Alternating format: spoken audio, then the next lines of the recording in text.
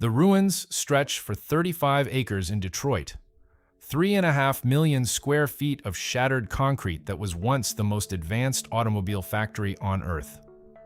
At its peak in 1929, Packard employed 54,000 workers and controlled 11% of America's luxury car market. Presidents drove Packards, so did European royalty, Hollywood stars, and gangsters. The phrase, "ask the man who owns one," became part of the national vocabulary. Then, everything collapsed. By 1958, Packard was gone, not struggling, not rebuilding, completely extinct. 54,000 jobs became zero. 11% market share became zero. The factory closed in 1956 and hasn't opened since. Here's what makes this different from every other corporate disaster. Packard didn't make bad cars. Their engineering was flawless until the end. They didn't ignore the changing market. They saw it coming and made careful, rational decisions about how to respond. Every single decision was logical. Every single decision was catastrophically wrong. This is the story of how America's finest automobile company made a series of perfectly reasonable choices that led straight off a cliff, and why the ruins still stand today as a monument to a question nobody wants to answer. Henry Bourne Joy was born in 1864 into one of Detroit's wealthiest families, which meant he never had to work a day in his life if he didn't want to. His grandfather had made a fortune in railroads. His father expanded that fortune in real estate and Great Lakes shipping. By the time Henry turned 30, he could have spent his entire existence managing investments, attending society functions, and enjoying the privileges of inherited wealth. Instead, he became obsessed with a machine that most people in 1899 considered a dangerous toy: the automobile. Joy saw his first car, a Winton, broken down on the side of a Detroit street. The owner was covered in grease, swearing at the engine, completely unable to make it run. Most wealthy men would have walked past.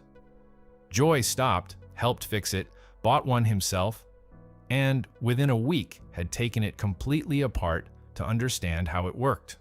What he discovered horrified him. The craftsmanship was abysmal. Parts didn't fit properly. The engine ran rough. The whole thing vibrated so badly it gave you headaches. And yet, and this is what captured Joy's imagination, the basic concept was brilliant. A self-propelled vehicle that didn't need horses or rails. The future of transportation, if someone could build it properly. Joy was a perfectionist in a way that only people who have never worried about money can be. He didn't want to make an adequate automobile. He wanted to make the best automobile that engineering and craftsmanship could produce, regardless of cost. He wanted precision. He wanted elegance. He wanted a machine that would run flawlessly for 200,000 miles without major repairs. In 1899, most cars barely made it 2,000 miles before something catastrophic broke. Joy thought this was unacceptable. He thought it was a solvable problem, and he was willing to spend whatever it took to solve it. In 1899, Joy heard about two brothers in Warren, Ohio, James Ward Packard and William Dowd Packard, who were building automobiles in a small workshop behind their electrical equipment factory. James Packard was an engineer trained at Lehigh University, with the same obsessive attention to detail that Joy recognized in himself. Packard had bought a Winton, found it unreliable, complained to the manufacturer, and been told, "If you're so smart, build a better car yourself." So he did. The first Packard automobile, completed in November 1899, used a single-cylinder engine that ran smoother than anything else on the market. The steering was more responsive. The suspension actually absorbed bumps instead of transmitting them directly into the driver's spine. It wasn't perfect. No car was in 1899, but it was noticeably better than its competitors. Joy drove to Warren, met the Packard brothers, examined their car, and made an immediate decision.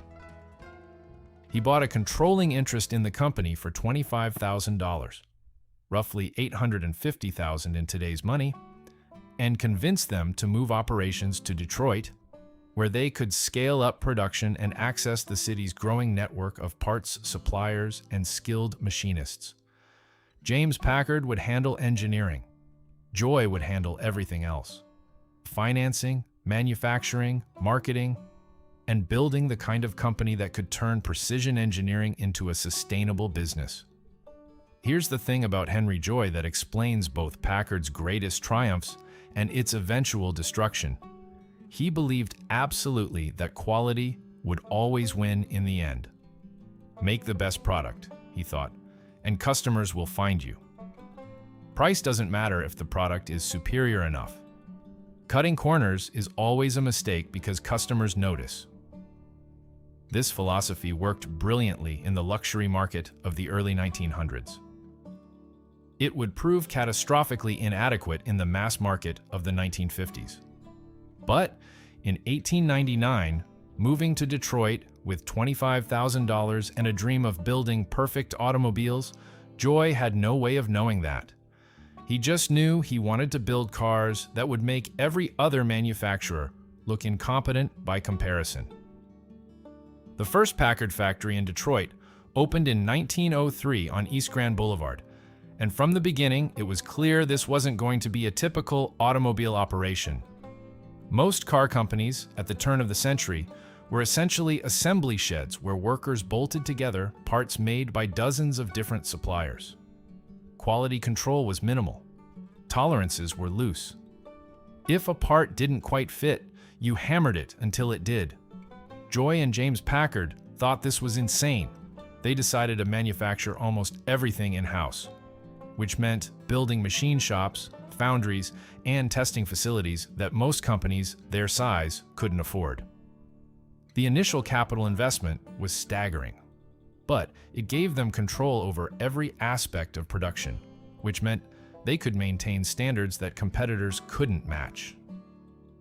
The first Packard Model F, released in 1903, cost $2,500, roughly $85,000 today, at a time when Ford's Model A cost $850. That's 3 times the price. Joy didn't care. He wasn't trying to sell to people who wanted cheap transportation. He was selling to people who wanted the best and were willing to pay for it. The Model F had a 4-cylinder engine that produced 24 horsepower, which doesn't sound impressive now, but was exceptional for 1903. More importantly, it was reliable. Packard engines ran smoothly. They started consistently. They didn't leak oil all over your driveway. The car came with a 1-year warranty, which was almost unheard of in an industry where most manufacturers essentially told customers good luck the moment they drove away. The marketing strategy was brilliant in its simplicity. Joy refused to make exaggerated claims about speed or power. Instead, Packard advertisements focused on a single message: ask the man who owns one. The implication was that Packard quality spoke for itself. If you wanted to know whether a Packard was worth the price, talk to someone who actually drove one. This positioned Packard as the thinking person's automobile. You didn't buy a Packard to show off. You bought it because you were intelligent enough to recognize superior engineering. The slogan became so iconic that it remained Packard's primary marketing message for over 50 years. By 1906, Packard was producing 1,500 cars per year and had outgrown the Grand Boulevard facility. Joy made a decision that would define the company for the next half-century. He hired Albert Kahn, the greatest industrial architect in America, to design a new factory that would be the most advanced manufacturing facility in the world. Kahn delivered. The Packard Plant, which opened in 1907 on East Grand Boulevard near Concord Avenue, was the first factory in America to use reinforced concrete construction throughout. This wasn't just an aesthetic choice.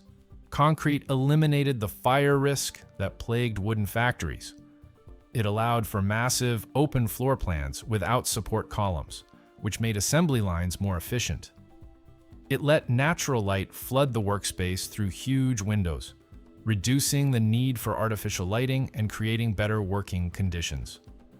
The main building was 4 stories tall and stretched for 1,000 feet, longer than 3 football fields.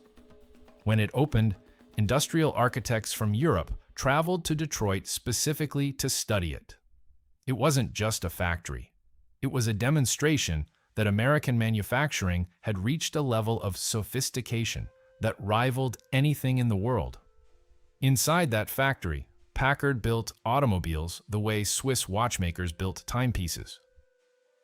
Every component was measured, tested, and inspected before assembly. Engines were broken in on test stands for hours before installation. Completed cars underwent road tests over rough terrain to identify any potential failures. The rejection rate for parts was substantially higher than industry standards, which drove up costs but ensured reliability. Joy didn't care about the costs. He cared about the reputation.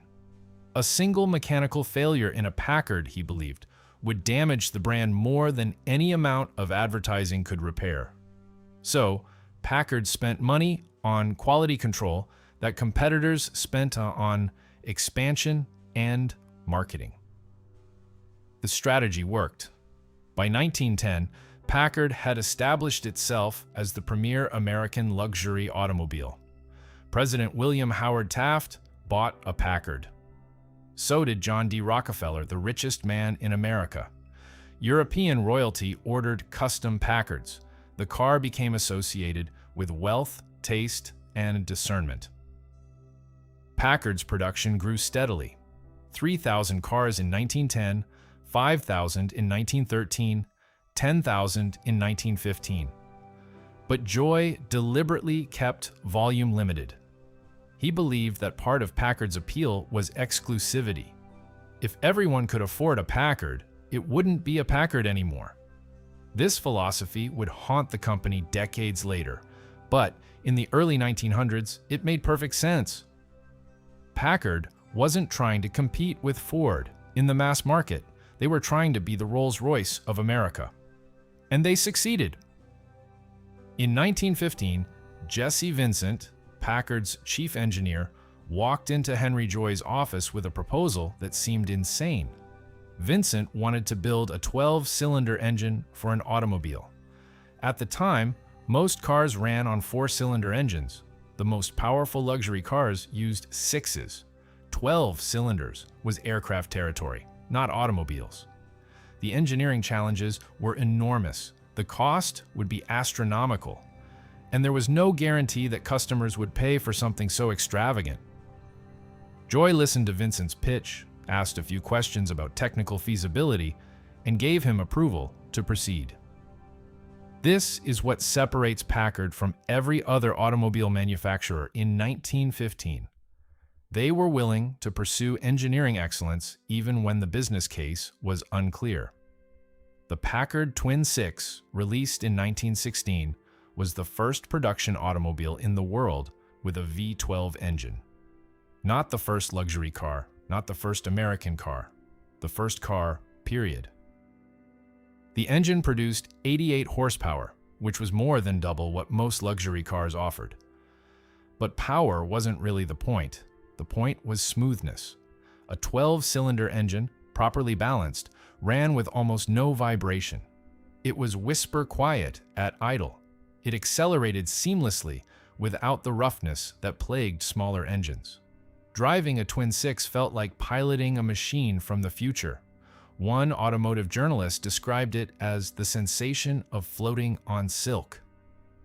The price was $5,000, about $140,000 in today's money, which made it one of the most expensive production cars in America. Packard sold 5,000 units in the first year. Think about that for a second. In 1916, in the middle of World War I, Packard sold 5,000 luxury automobiles at $5,000 each.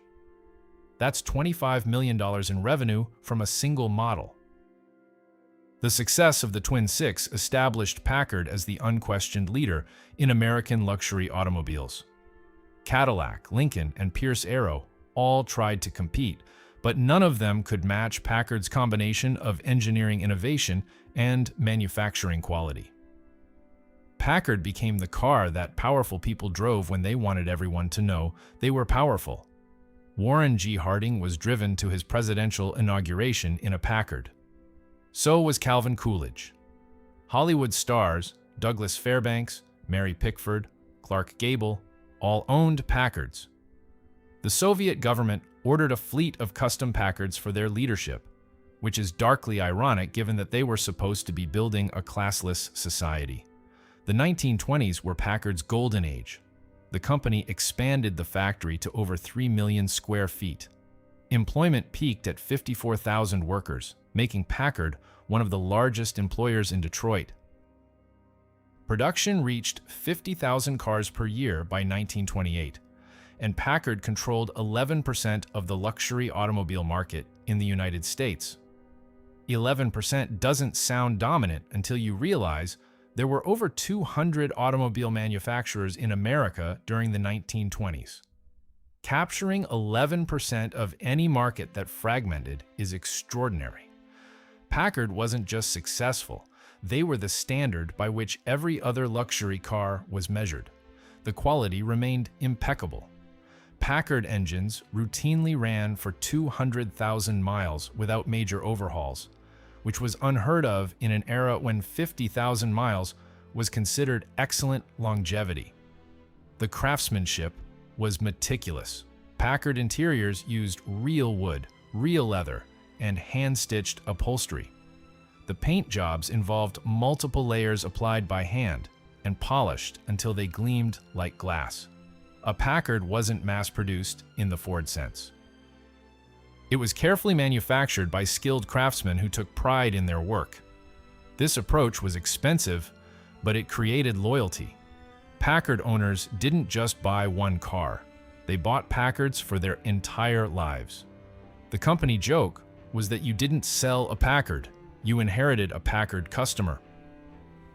By 1929, Packard seemed invincible.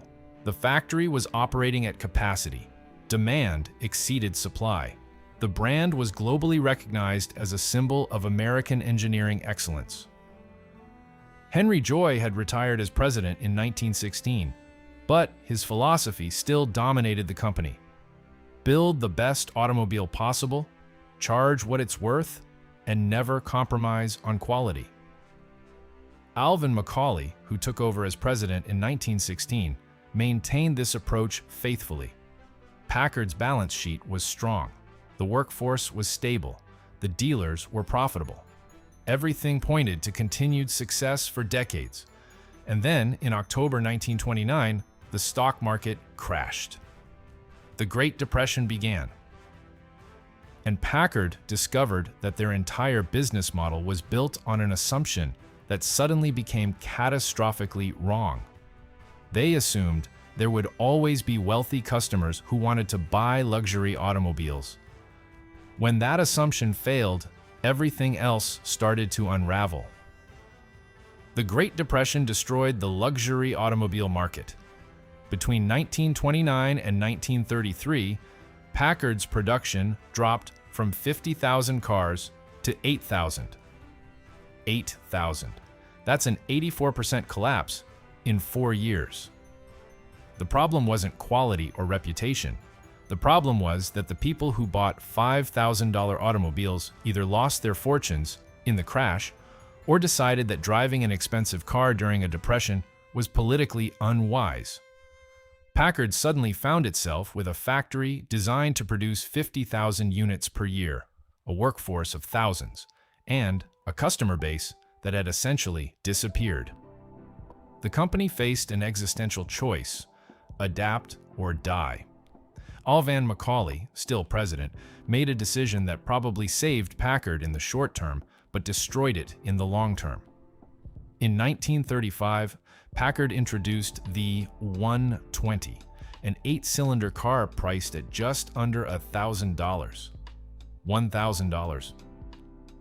That's less than a fifth of what Packard's flagship models cost. The 120 was designed to compete in the mid-price market against Buick, Oldsmobile, and Chrysler. It still had some Packard DNA. The build quality was better than its competitors, the ride was smoother, the engineering was sound. But it was fundamentally a different kind of car. It was a Packard for people who couldn't afford a real Packard, and it sold spectacularly. Packard produced over 25,000 120s in 1935, more than tripling production from 1934. Here's what's remarkable about this decision. It seemed completely rational at the time, which is what makes it so instructive. Packard was bleeding money. The luxury market had collapsed. The company needed volume to survive. The 120 provided that volume. By 1937, Packard was producing 75,000 cars per year, mostly 120s, and its sibling, the even cheaper 6. The company returned to profitability.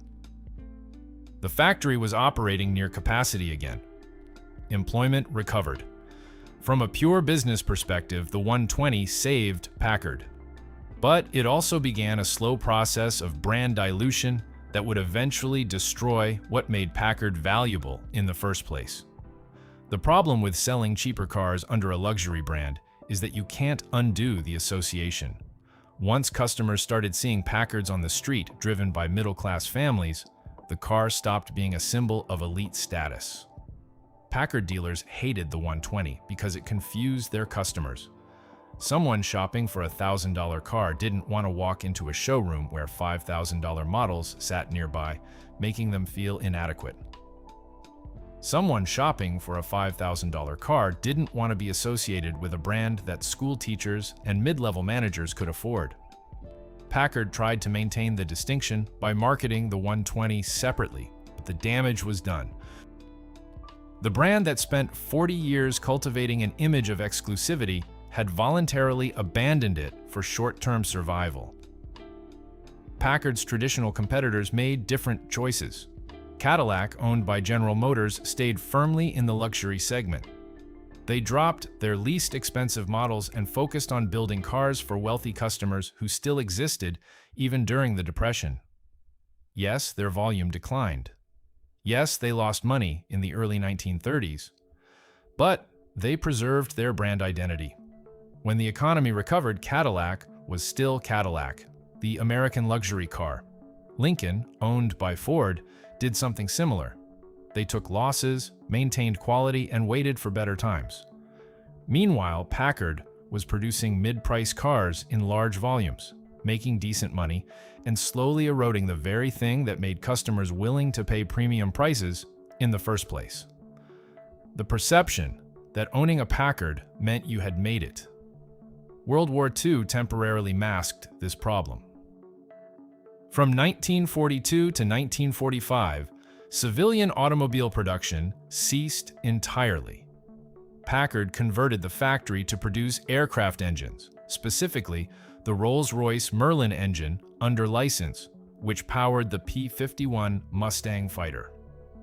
Packard built 55,000 Merlin engines during the war, and the quality was so high that some experts claimed Packard's Merlins were better than the British originals. The war work was profitable and prestigious. It demonstrated that Packard's engineering excellence hadn't disappeared. But it also meant the company spent 3 years not building automobiles, not developing new models, and not confronting the fundamental strategic problem that existed before the war. What kind of car company was Packard trying to be? When production resumed in 1946, Packard essentially picked up where it left off in 1941. They reintroduced the Clipper, which had been their mid-price model. They brought back the more expensive Super and Custom series. They used the same basic designs, slightly updated, and they sold every car they could produce because post-war demand was enormous. Americans had money saved from wartime work, couldn't buy cars during the war, and desperately wanted new vehicles. Between 1946 and 1948, Packard sold over 300,000 cars. The factory ran 3 shifts. Dealers had waiting lists. It looked like prosperity had returned. But underneath the surface, the automotive landscape had fundamentally changed. And Packard was about to discover they were completely unprepared for what came next. In 1949, Cadillac released a car that changed American automotive history, the Series 62.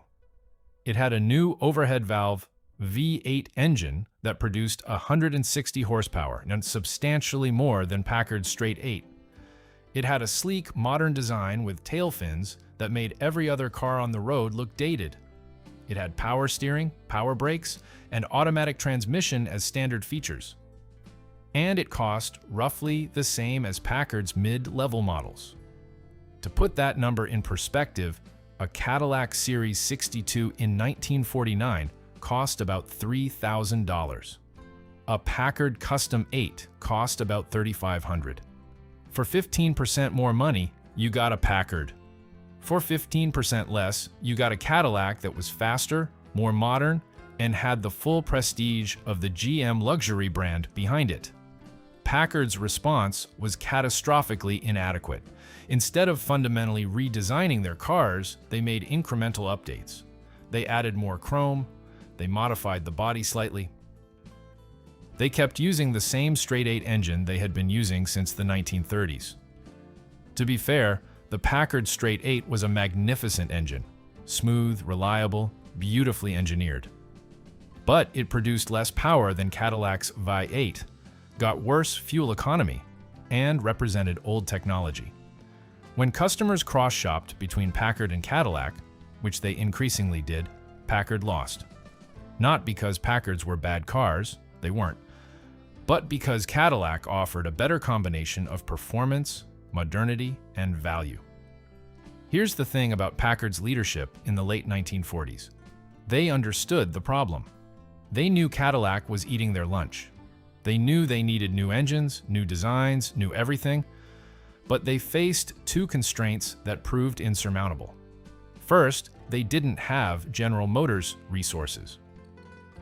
GM could spend hundreds of millions of dollars developing new engines and body styles, then amortize those costs across Cadillac, Buick, Oldsmobile, and Pontiac.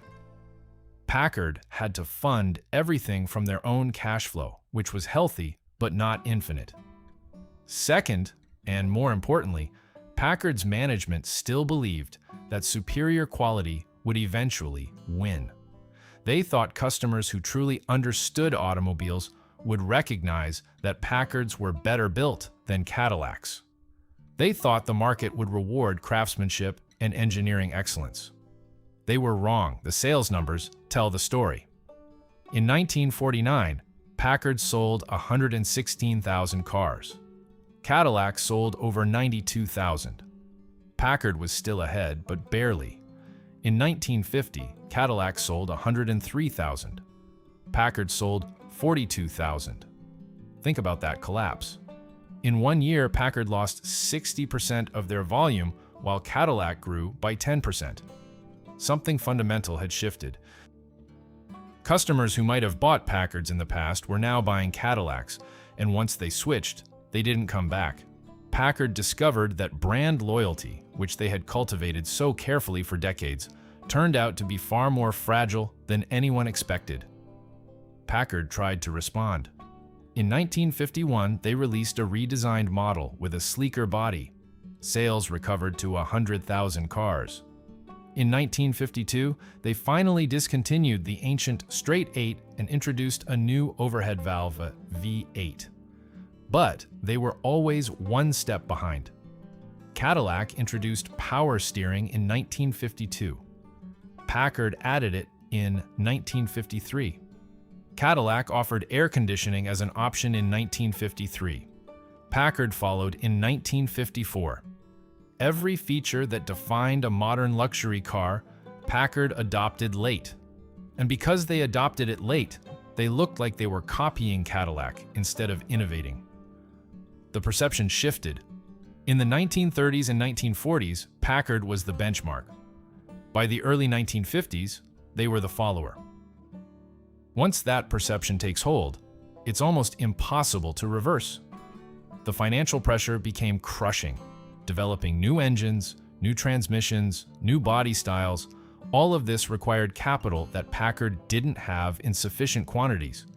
They were spending millions to update their products while simultaneously watching their market share erode. Between 1950 and 1953, Packard's share of the luxury market dropped from 10% to 6%. That doesn't sound catastrophic until you realize that luxury car production was growing during this period. Packard wasn't just losing share. They were losing absolute volume in a growing market, which is the worst possible combination. By 1953, Packard was in serious financial trouble. The company had lost money in 2 of the previous 3 years. Cash reserves were depleting. The factory, designed for 50,000 units, was running at 30% capacity.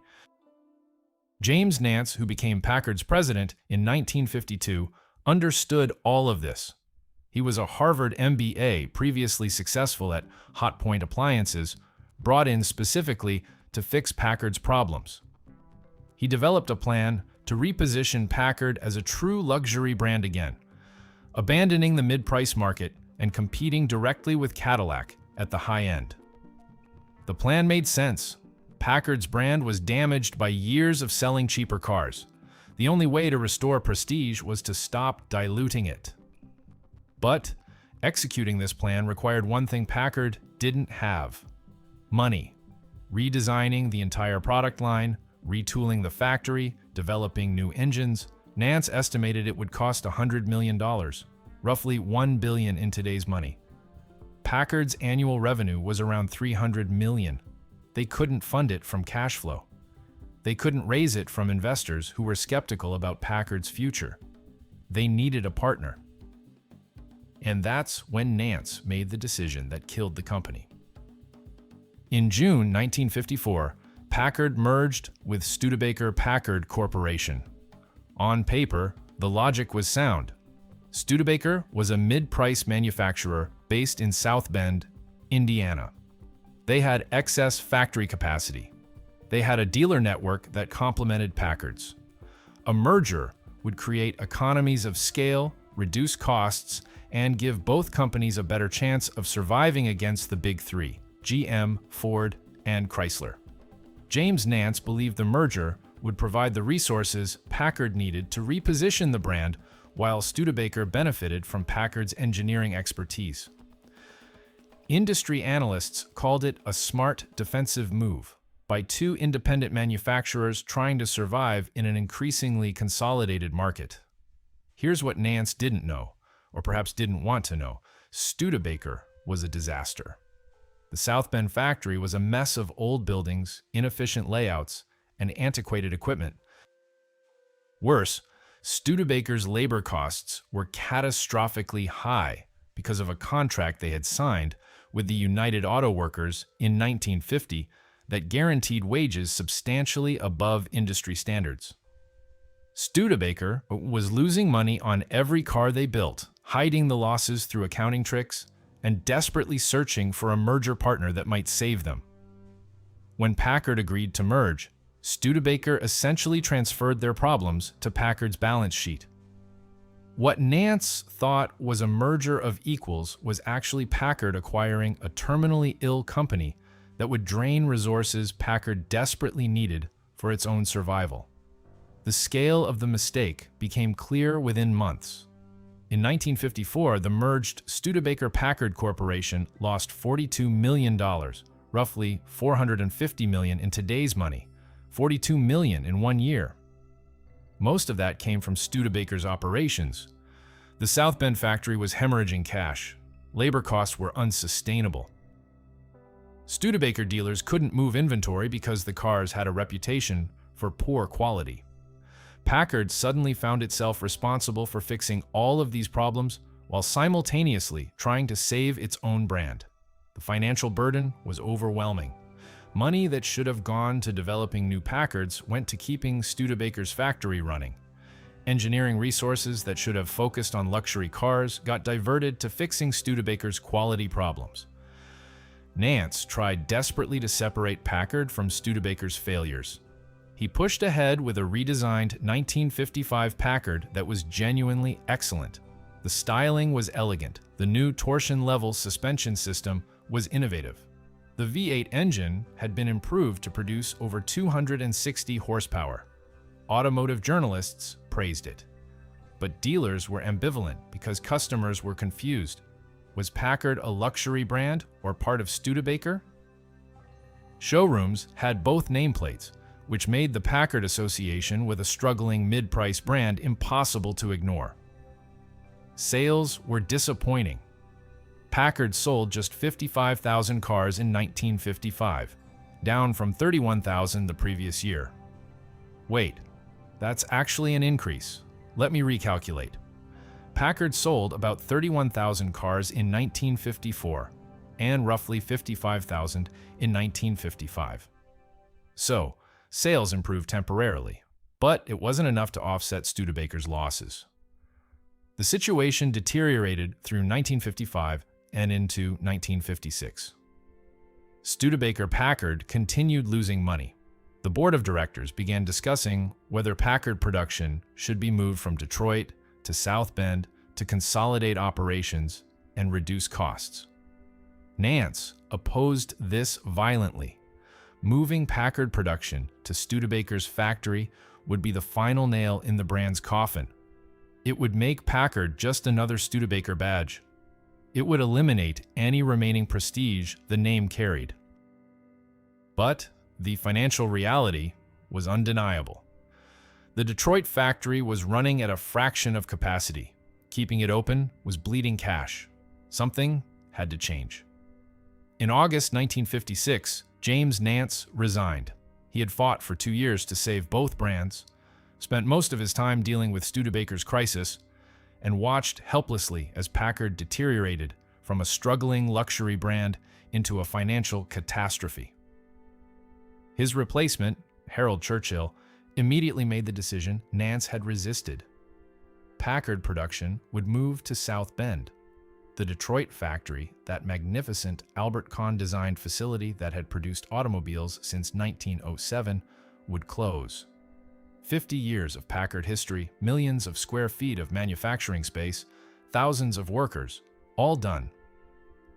The last Packard rolled off the Detroit assembly line on June 25, 1956. The factory closed permanently a few weeks later. What happened next was a grotesque epilogue. From 1957 to 1958, Studebaker Packard built cars in South Bend and called them Packards. They weren't. They were Studebakers with different grills and nameplates. The 1957 Packard Clipper was mechanically identical to the Studebaker President. Same chassis, same engine, same body, just different chrome and badges. Packard loyalists were horrified. Automotive journalists were merciless. One review described the 1957 Clipper as a Studebaker in a tuxedo. Sales collapsed. Packard built 4,000 units in 1957. 4,000. A brand that once sold 50,000 luxury cars per year was now producing fewer vehicles than a boutique sports car manufacturer. The 1958 models were even worse, if that's possible. Studebaker Packard essentially gave up pretending there was any distinction between the brands. The 1958 Packard was a Studebaker with some upgraded trim, no unique styling, no special engineering. Nothing that made it a Packard except the nameplate. They built fewer than 2,000. Dealers stopped ordering them. Customers stopped buying them. The brand that had built automobiles for presidents and royalty was now producing rebadged economy cars that nobody wanted. It was humiliating. In July 1958, Studebaker Packard announced that Packard production would cease entirely. The official reason was market conditions, which was corporate speak for nobody wants these cars. The reality was that the Packard name had been so thoroughly devalued that it had become worthless. Putting Packard on a car didn't increase its value or prestige. It might have actually decreased it because the name had come to represent failure rather than excellence. The decision to kill the brand entirely was probably a mercy. What Studebaker had been selling for 2 years wasn't a Packard anyway. It was a zombie wearing Packard skin. Think about what this means. But in 1950, Packard was still one of the premier luxury automobile brands in America. 8 years later, the brand was dead. Not struggling, not in decline. Dead. The trajectory from troubled but prestigious to completely defunct happened in less than a decade. The merger with Studebaker accelerated the collapse, but it didn't cause it. The fundamental problems, insufficient capital, eroding brand prestige, inability to compete with GM's resources, existed before 1954. The merger just made everything worse faster. The human cost was staggering. When the Detroit factory closed in 1956, thousands of workers lost their jobs. These weren't just any jobs. Many of these workers had spent their entire careers at Packard. Their fathers had worked there. Their skills were specific to Packard's methods. They took pride in building cars that were known for quality. And then suddenly, it was over. The factory sat empty. The machinery was sold for scrap or auctioned off. The workers scattered to other automotive companies or left the industry entirely. A community that had built up around Packard production, suppliers, local businesses, families, collapsed. South Bend also suffered when Studebaker Packard finally discontinued the Packard name, though Studebaker itself limped along until 1966 before dying completely. The dealer network disintegrated. Packard dealers had invested heavily in showrooms, parts inventory, and service facilities. When production stopped, those investments became worthless overnight. Some dealers switched to other brands. Many went out of business. The ones who survived typically did so by abandoning Packard entirely and taking on franchises from GM or Ford. The Packard parts network disappeared, which created problems for existing owners. If you owned a 1955 Packard in 1960, finding replacement parts became difficult. Finding someone who knew how to service the car became almost impossible. Many owners simply sold their Packards and bought something more practical. What's remarkable is how completely Packard disappeared from American consciousness.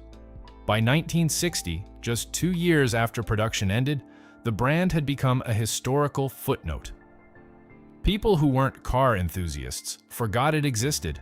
Younger Americans had never heard of it. The phrase, "ask the man who owns one," lost its meaning because nobody owned one anymore. The empty Detroit factory became a magnet for vandalism and urban decay. Within a decade, it was a ruin.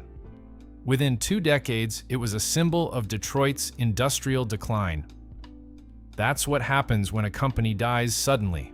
It doesn't fade gradually into comfortable irrelevance. It just ceases to exist, and the world moves on. The story of Packard's collapse contains multiple lessons, but 3 stand out as particularly instructive. These aren't just about Packard. They're about what happens when companies face existential pressure and make rational-seeming decisions that turn out to be catastrophic. The first lesson is about brand identity and the danger of dilution. Packard spent 40 years building a reputation as America's premier luxury automobile. That reputation was their most valuable asset. It allowed them to charge premium prices. It created customer loyalty. It made dealers willing to invest in expensive showrooms. When the Depression hit, Packard made a defensible choice: move down market to generate volume and survive. The 120 saved the company financially, but it also began destroying the brand's prestige. By the 1950s, Packard occupied an awkward middle ground. They weren't exclusively luxury anymore, but they weren't really mid-price either. They confused customers, frustrated dealers, and gave Cadillac an opening to dominate the luxury segment. The parallel with what happened to Lincoln in the 2000s is hard to ignore. They also tried to stretch the brand down market and lost their identity in the process. What's instructive here is that Packard's mistake wasn't obvious at the time. Moving down market seemed like smart crisis management. It generated revenue when revenue was desperately needed. But it created a long-term problem that proved impossible to fix. Once a luxury brand moves down market, returning to exclusivity requires years of disciplined focus and substantial investment. Packard never got that chance because they were always in crisis mode, always chasing short-term survival instead of long-term positioning. Cadillac made a different choice. They took losses during the Depression, maintained their luxury focus, and emerged stronger when the economy recovered. That's the benefit of being part of General Motors. You can afford to play the long game because you have corporate resources to fall back on. The second lesson is about the importance of resources and the limits of independence. Packard was an independent manufacturer in an industry increasingly dominated by massive conglomerates. General Motors spent hundreds of millions developing new engines, transmissions, and designs, then spread those costs across 5 brands. Packard had to fund everything themselves from their own cash flow. When Cadillac introduced an overhead valve V8 in 1949, GM had been working on it for years and had budgeted accordingly. When Packard introduced their V8 in 1955, it consumed engineering resources they desperately needed for other projects. The gap in resources meant Packard was always behind, always reacting, never leading. Here's what makes this particularly cruel. Packard's engineering was still excellent. Their engines were beautifully designed. Their suspension systems were innovative. But being excellent wasn't enough anymore. You needed to be excellent, and first, you needed the resources to develop new technology faster than your competitors. Packard didn't have those resources. They couldn't get them from investors because investors saw an independent manufacturer struggling against GM. They couldn't generate them from profits because profits were disappearing. The only way to get resources was to merge with another company, which led directly to the Studebaker disaster. The merger itself is the third lesson. Desperation makes you vulnerable to catastrophic decisions. James Nance knew Packard needed capital. He knew they couldn't compete with GM alone. When Studebaker proposed a merger, he saw an opportunity for scale and cost savings. What he didn't see or didn't investigate thoroughly enough was how dysfunctional Studebaker actually was. The South Bend factory was a disaster. Labor costs were unsustainable. Product quality was poor. Studebaker's management had essentially given up on fixing these problems and was looking for someone else to absorb them. Packard became that someone. The merger transferred Studebaker's terminal illness to Packard's balance sheet and consumed resources that should have gone to saving the Packard brand. What's important to understand is that this wasn't incompetence. Nance wasn't stupid. He was desperate. When you're desperate, when your company is bleeding money and your competitors are crushing you, you start considering options you would reject under normal circumstances. The Studebaker merger looked like a solution because Packard needed it to be a solution. They needed capital. They needed scale. They needed something to change.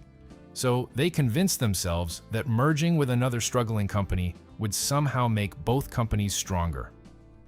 It didn't. It just created a bigger disaster.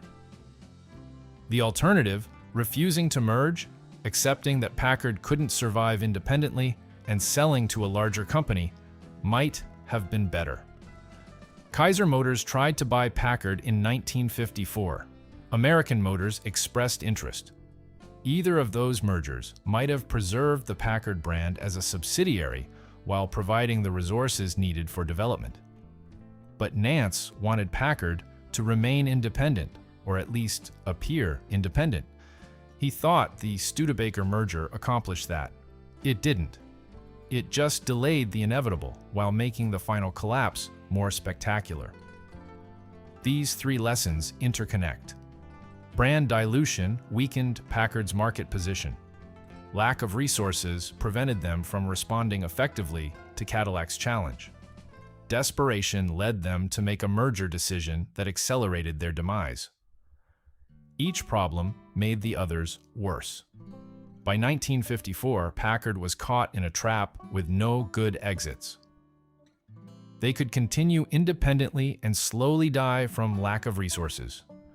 They could merge with Studebaker and quickly die from absorbing Studebaker's problems. They could sell to a competitor and lose their independence entirely. None of these options were good. Packard chose the merger because it seemed like the least bad choice. It wasn't. Today, the Packard plant sits empty. 35 acres of ruined concrete, broken glass, and collapsed ceilings in the middle of Detroit. The main building, that Albert Kahn masterpiece that opened in 1907, is structurally unsound. Parts of it have collapsed entirely. The upper floors are inaccessible. Trees grow inside what used to be the assembly floor. Graffiti covers the walls. Urban explorers and photographers sneak inside to document the decay, posting pictures that make the ruins look almost post-apocalyptic. The city has tried multiple times to demolish it, but the cost is prohibitive. Estimates run over $40 million to take the whole thing down. So it sits, a monument to what happens when industrial giants fall. The contrast is brutal. In 1929, this factory employed 54,000 people.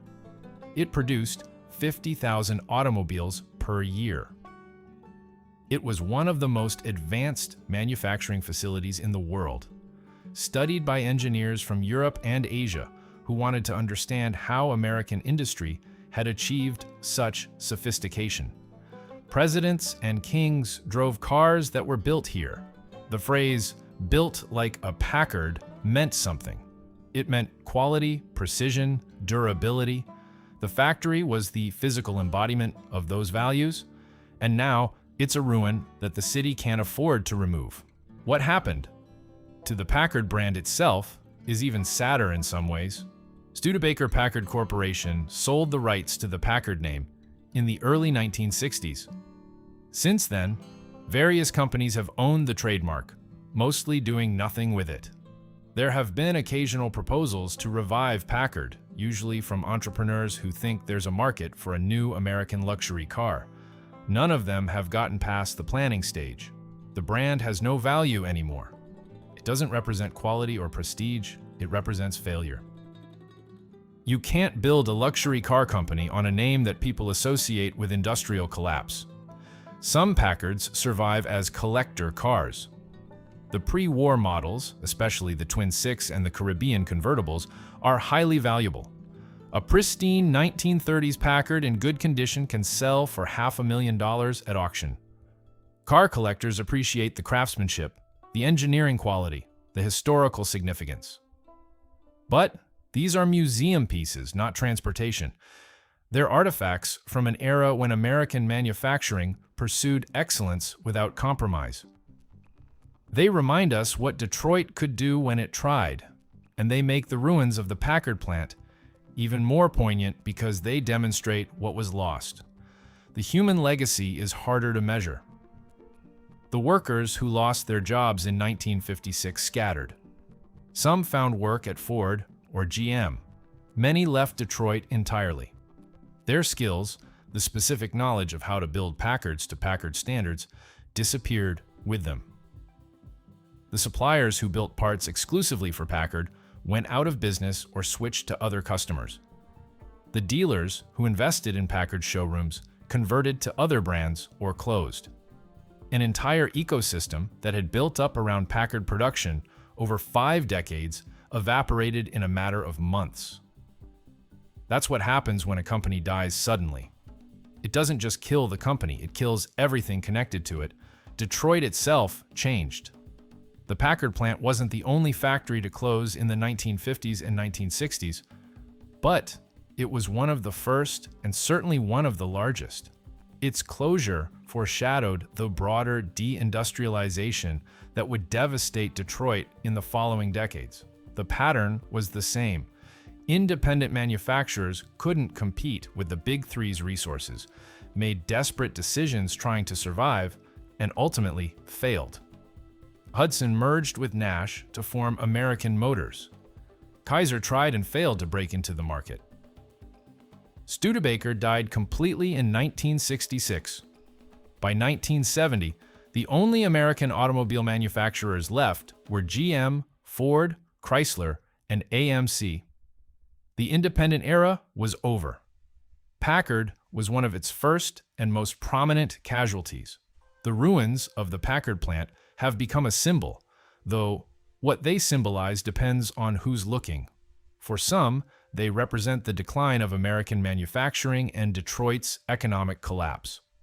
For others, they're a reminder of what happens when companies fail to adapt to changing markets. For architectural historians, they're a significant example of Albert Kahn's industrial design, now tragically deteriorating. For urban explorers and artists, they're a haunting space that captures the beauty of decay. None of these interpretations are wrong.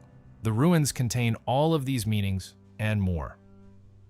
They're a Rorschach test for how you think about American industry, success, failure, and change. Strip away the specifics, the dates, the names, the particular decisions, and Packard's story teaches us something fundamental about business, brands, and the limits of quality alone. This wasn't a company that failed because they made bad products. Right up until the end, Packards were well-engineered, well-built automobiles. This wasn't a company that ignored their problems. They saw the threats from Cadillac, understood the importance of resources, tried to respond. This was a company that made a series of rational decisions, each defensible in isolation, that collectively destroyed them. That's what makes the story so instructive and so disturbing. The first thing Packard teaches us is that brand identity, once diluted, is almost impossible to restore. When Packard introduced the 120 in 1935, they probably saved the company from immediate bankruptcy. But they also began a process of brand degradation that took 20 years to play out. Every year, they sold mid-price. Packard's was another year they reinforced the perception that Packard wasn't really a luxury brand anymore. By the 1950s, when they desperately needed to reestablish themselves as luxury only, the market didn't believe them. Consumers thought, Packard, that's the car my uncle drives. It's nice, but it's not a Cadillac. Once that perception takes hold, advertising can't fix it. New models can't fix it. The only thing that could have fixed it was years of disciplined focus on luxury exclusively, and Packard never got those years because they were always in crisis. The second lesson is about resources and the tyranny of scale. In a capital-intensive industry like automobiles, size matters. Not because big companies are inherently better at designing or building cars, but because they can amortize development costs across multiple brands and absorb losses that would kill smaller companies. When GM spent $100 million developing a new V8 engine, they used it in Cadillac, Buick, Oldsmobile, and Pontiac. The cost per brand was manageable. When Packard spent $10 million developing a new engine, they could only spread it across one brand with declining volume. The cost per car was prohibitive. This meant GM could innovate faster, take more risks, and survive more mistakes than Packard. The resource gap became insurmountable. What's particularly cruel is that Packard understood this problem and tried to solve it through the Studebaker merger. They recognized they needed scale. They recognized they couldn't survive alone. But they picked the wrong partner. Instead of merging with a healthy company that could provide resources, they merged with a dying company that consumed resources. The merger that was supposed to save them killed them faster. This raises an uncomfortable question. Was there any good option? Could Packard have survived under any circumstances? The answer is probably no. By 1954, the structural problems were too severe. But acknowledging that a company is doomed and should sell itself or shut down gracefully is almost impossible when you're inside the company, fighting to survive, believing that one more innovation or one more strategic move will turn things around. The third lesson is about the relationship between quality and success. Henry Joy believed absolutely that quality would win in the end. Make the best product, charge what it's worth, and customers will find you.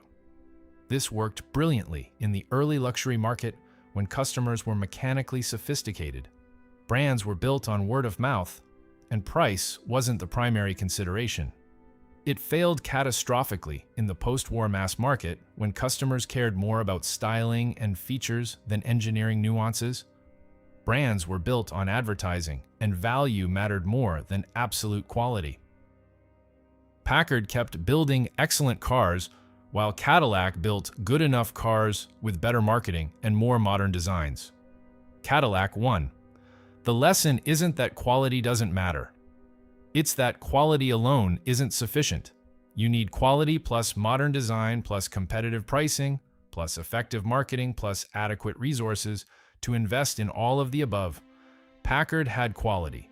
They didn't have enough of the other things. The fourth lesson, specific to Packard but applicable broadly, is about the danger of compromise without a clear strategy. Packard spent the 1940s and early 1950s trying to be both a luxury brand and a mid-price brand simultaneously. They confused customers, frustrated dealers, and gave competitors clear openings. Cadillac could say, "We're the American luxury car, period." Buick could say, "We're the premium mid-price car." Packard had to say, we have models at different price points. That's not a brand position. That's a desperate attempt to capture multiple markets with limited resources. It satisfies nobody. The customers who wanted genuine luxury bought Cadillacs. The customers who wanted value bought Buicks or Oldsmobiles. Packard ended up with the customers who were specifically loyal to Packard, and that customer base was shrinking every year. The better strategy, obvious in hindsight, would have been to abandon the mid-price market entirely after World War II. Focus exclusively on luxury, accept lower volume, and compete directly with Cadillac in design, features, and prestige. This would have required accepting lower revenues in the short term for better brand positioning in the long term. It would have required confidence that quality and heritage could compete with GM's resources. It would have required patience that investors and boards of directors don't usually have when revenues are declining. Packard never made that choice. They kept trying to serve multiple markets, kept diluting the brand, and kept losing ground to competitors who had clearer identities. These lessons intersect in ways that make Packard's collapse feel almost inevitable in retrospect. Brand dilution weakened their market position. Lack of resources prevented aggressive response. The tyranny of scale made independent survival impossible. The refusal to choose a clear strategic direction meant they satisfied nobody. Each problem reinforced the others until there was no path forward. That's what makes Packard's story so sad and so instructive. This wasn't a company that deserved to fail based on their products. Their cars were excellent. But they operated in an industry where excellence wasn't sufficient, where resources mattered more than quality, where being part of a large corporation was worth more than having a prestigious, independent brand. Packard was killed by structural forces they couldn't control and strategic mistakes they made trying to survive. The combination proved fatal. There's a photograph that captures Packard's trajectory better than any words. It was taken in 1956, the year the Detroit factory closed. It shows the main assembly line empty. The machinery is still there. The overhead lights are still on. But there are no workers, no cars, no activity. Just a vast space that used to produce 50,000 automobiles per year, now producing nothing. The photograph is haunting not because of what it shows, but because of what it represents. The moment when one of America's greatest manufacturing companies simply stopped. what happened to Packard matters beyond the specifics of automobile history. It's a story about what happens when companies face existential threats in industries dominated by resource-rich competitors. It's about the limits of quality, the importance of brand identity, and the dangerous allure of mergers that promise salvation but deliver disaster. It's about the human cost of industrial failure, the 54,000 jobs that disappeared, the skills that were lost, the community that collapsed. And it's about the physical aftermath. 35 acres of ruins in Detroit that nobody can afford to remove, a permanent reminder that success is temporary and even the greatest companies can fall. The Packard name survives only as a historical footnote and a cautionary tale in business schools. The cars survive as collector items and museum pieces. The factory survives as ruins. Everything else, the workers, the dealers, the suppliers, the corporate knowledge, the manufacturing expertise, is gone. That's what happens when a company dies. It doesn't fade gracefully into comfortable irrelevance. It shatters, scatters, and disappears, leaving behind only fragments and questions about what went wrong. If there's one thing Packard teaches us, it's this: success creates assumptions about the future that can become catastrophically wrong when the world changes. Packard assumed there would always be customers willing to pay premium prices for superior quality. They assumed brand loyalty would protect them from competition. They assumed engineering excellence would triumph over marketing and resources. All of those assumptions were reasonable, based on their experience. All of them turned out to be wrong. And by the time they realized how wrong they were, it was too late to change course. The company that spent 40 years building America's finest automobiles collapsed in less than a decade, not because they stopped trying, but because they were trying to solve yesterday's problems, while the market had moved on to tomorrow's challenges. The ruins of the Packard plant will eventually come down. Detroit will find the money, or the structure will collapse on its own.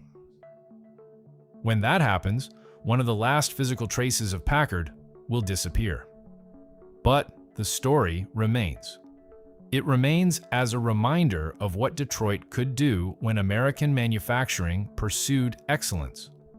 It remains as a warning about what happens when companies confuse past success with future security. And it remains as a testament to the thousands of workers who spent their careers building cars that presidents and kings drove, only to watch their factory close and their skills become obsolete. They deserve better. Packard deserved better. But the market doesn't care what anyone deserves. It only cares what you can deliver today. And by 1956, Packard couldn't deliver what the market wanted. So the market moved on, and Packard became history.